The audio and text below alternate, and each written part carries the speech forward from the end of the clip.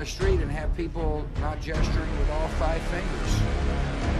It's a way for people to draw, attention. I don't know what the guy's cause is. Nothing to do about that. But I want this country to have protection. We want security in our country. I want security. If it's Mr. President, just wait this moment. If it's unfair to the country, feel Muslim that the ultimate goal of these talks and the future talks and the Peringatan kepada semua penonton diharapkan untuk mendengarkan dengan baik. Yang ngantuk ayu semangat.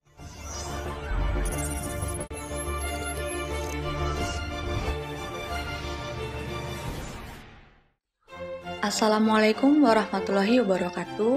Halo semuanya, selamat siang dan salam sejahtera bagi kita semua. Kami dari kelompok 7 dengan mata kuliah leadership ingin mempresentasikan materi mengenai sisi gelap kepemimpinan dengan dosen pengampu kami, Ibu Dr. Nova Mardiana, SE, MM. Dan anggota kelompok kami, yang pertama ada Nati Ilmi, yang kedua Muammar Aflah, yang ketiga Rani Yuliandri, yang keempat Fadilah Anas Sabirin, dan terakhir Muhammad Haris Yugo. You did say 10 o'clock, right? Yeah. Do you know what this is about? Just said staff meeting on the memo. It's funny how he gets all over my ass if I'm a minute late, but then he makes us wait 15. You were 2 minutes late, Nick. Morning. And I didn't think I had to punch a clock with you. You don't. Sorry. That's all right. I'll just attribute this to your drinking problem. Yeah, I don't have... Nick, please. We're in the middle of the meeting. Sorry.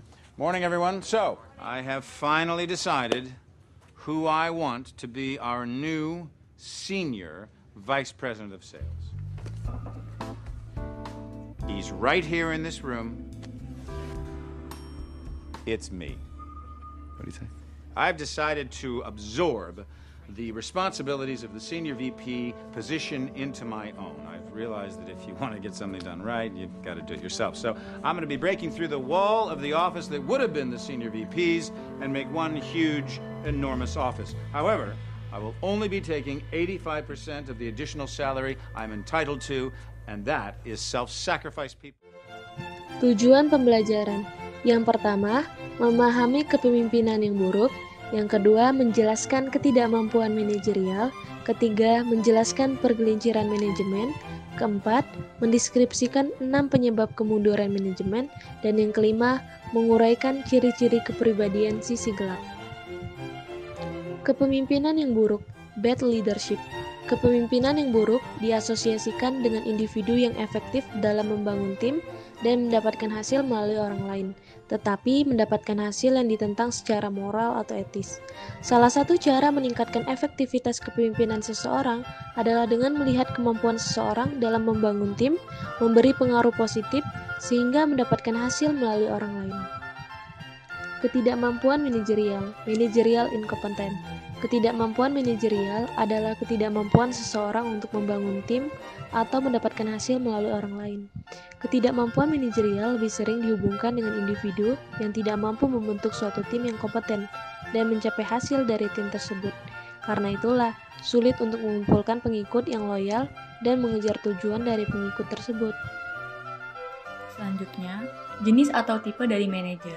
Yang pertama ada results only manager, adalah seseorang yang pandai mencapai hasil, tetapi cenderung memperlakukan pengikut dengan sangat buruk sehingga hasil cenderung berumur pendek.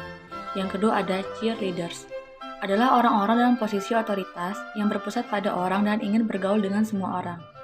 Yang terakhir ada in-name only managers, seseorang mungkin tidak sepenuhnya gagal dalam membangun tim dan mendapatkan hasil, tetapi mereka bisa jauh lebih baik dalam keduanya. Manajer yang kompeten adalah mereka yang mampu membentuk tim dan mendapatkan hasil dari tim tersebut. Selanjutnya, penurunan manajerial. Penggelinciran manajerial menjelaskan alasan umum mengapa orang-orang di posisi otoritas mengalami kesulitan membangun tim atau mendapatkan hasil melalui orang lain. Kepemimpinan yang buruk biasa dikaitkan dengan individu yang memiliki kemampuan membangun tim yang baik, tetapi sulit untuk mencapai suatu tujuan atau hasil. Manajer dengan orientasi hasil biasanya mencapai hasil yang bagus, tetapi di waktu yang sama, mereka tidak mampu mengendalikan bawahannya dan mengendalikan anak buahnya. Pemandu sorak adalah tipe yang selalu sibuk dan sangat mementingkan keadaan anak buahnya, tetapi tidak mencapai hasil apapun. Kemudian, akar penyebab ketidakmampuan manajerial dan penggelinciran. Kegagalan dalam mencapai tujuan bisnis dan ketidakmampuan untuk membangun tim atau ketidakmampuan untuk beradaptasi dengan perubahan kondisi akan membuat seorang pemimpin mengalami kegagalan.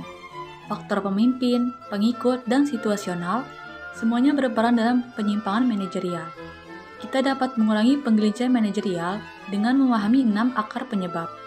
Menilai sejauh mana mereka mempengaruhi kemampuan kita dalam membangun tim serta mendapatkan hasil melalui orang lain, dan kemudian mengadopsi beberapa saran yang ditemukan di bagian ini untuk meminimalkan efek yang diterima. Meskipun faktor situasional dan pengikut terkadang dapat memainkan peran kunci, faktor pemimpin jauh lebih mungkin menyebabkan ketidakmampuan manajerial dan penggelinciran. Berikut ini merupakan tabel akar permasalahan kepemimpinan. Tabel ini dibagi menjadi 3 bagian, yaitu tipe kepemimpinan, faktor penggelinciran, dan akar penyebab. Yang pertama itu pemimpin yang buruk. Faktor penggelincirannya itu gagal memenuhi tujuan bisnis, akar penyebabnya itu faktor situasi dan para pengikut. Yang kedua, manajer yang cakap. Faktor penggelincirannya itu ketidakmampuan membentuk dan memimpin tim, akar penyebabnya kurangnya kecocokan secara organisasi. Manajer yang mementingkan hasil, ketidakmampuan membina hubungan, kurangnya kesadaran terhadap diri sendiri dan situasi. Yang keempat yaitu pemandu sorak. Faktornya itu ketidakmampuan beradaptasi, akar penyebabnya kurang cerdas, tidak memiliki keahlian teknis, atau tata cara membentuk tim. Manajer yang hanya memajang nama. Faktornya yaitu kurangnya pengetahuan yang disiapkan untuk promosi. Akar penyebabnya, para pengikut yang buruk, sifat kepribadian yang buruk. Faktor situasional dan pengikut dalam penggelinciran manajerial. Berikut adalah beberapa faktor yang dapat mengganggu kemampuan seseorang untuk dipandang sebagai manajer yang kompeten. Yang pertama, ancaman kompetitif, globalisasi, teknologi, mengubah pelanggan preferensi pemasok, dapat diandalkan, peraturan pemerintah baru, cakupan media, bencana alat, dan perang. Merger, akuisisi, diinvestasi, kebangkrutan, strategi baru, menata ulang, dan insiden kekerasan tempat kerja atau bencana lingkungan. Bos baru, rekan kerja, bawahan langsung, karyawan yang tidak terlibat atau tidak puas, kelompok pekerja yang mengganggu, dan pemogokan atau pergantian disfungsional, pekerjaan, tanggung jawab, atau proyek baru. Mencari tahu bagaimana membangun tim dan menyelesaikan sesuatu meskipun berpotensi mengganggu faktor situasional dan pengikut adalah bagian dari peran kepemimpinan. Tetapi, kadang-kadang faktor eksternal ini bisa sangat berlebihan sehingga mungkin hanya sedikit yang dapat dilakukan seseorang untuk membangun tim atau mendapatkan hasil. Manajer yang kompeten mengambil waktu untuk merenungkan situasi, menentukan apa yang perlu mereka lakukan secara berbeda, dan kemudian memastikan bahwa keputusan dijalankan. I'm sorry, what? My grandmother. I told you that I needed to see her because she was very, very sick. You said if I left early, I'd get fired. And she died before I made it to the hospital. I'm sorry. Thank you. I had no idea that you called your grandmother.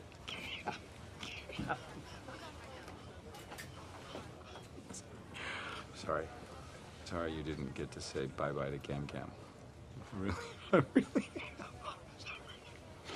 But I needed you to stay here and work late because you were an invaluable member of this operation, and I need you in the position that you're currently in.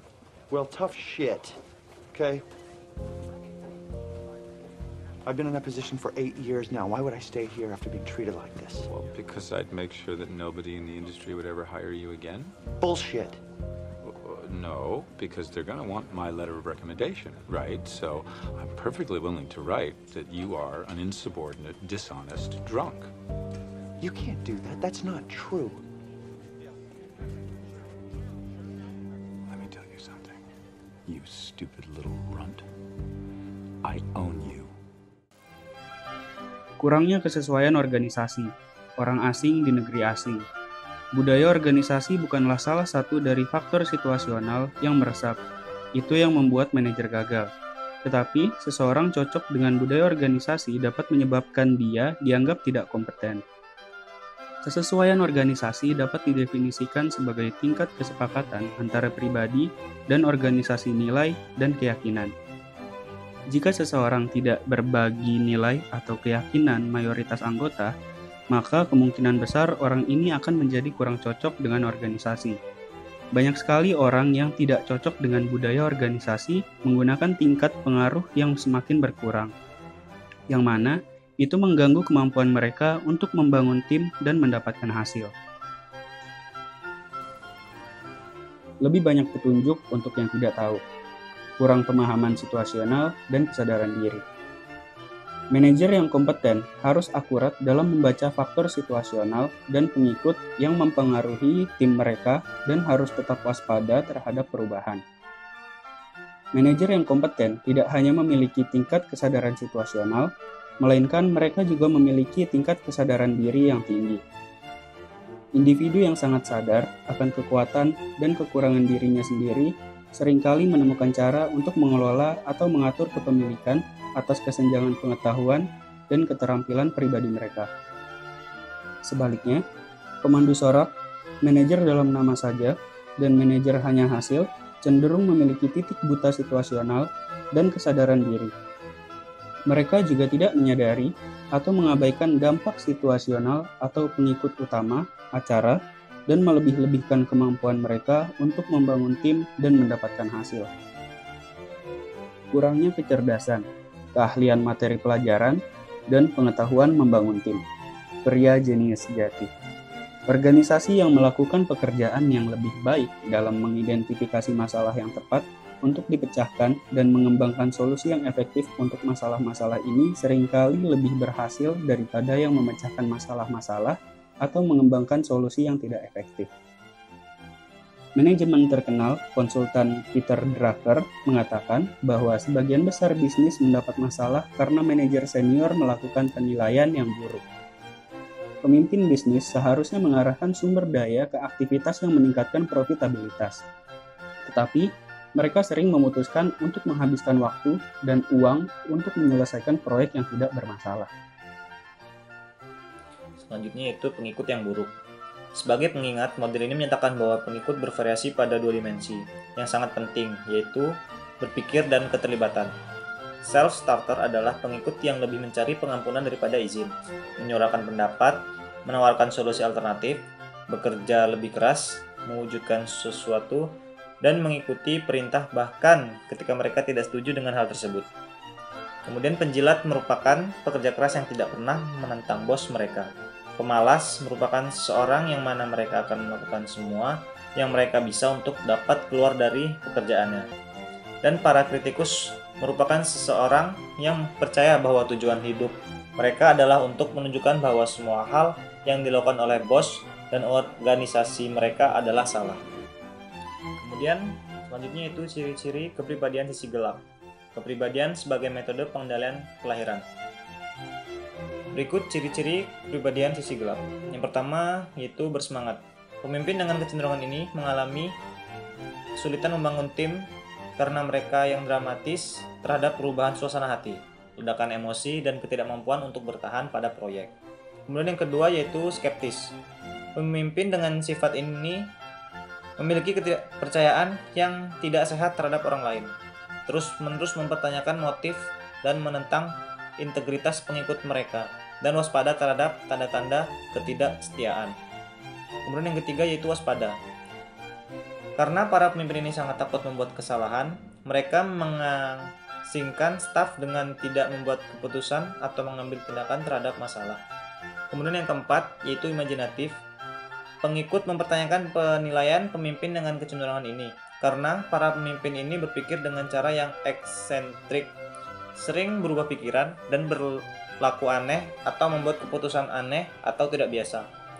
Kemudian yang kelima yaitu patuh. Para pemimpin ini mengatasi stres dengan menunjukkan perilaku yang menyenangkan kepada atasan.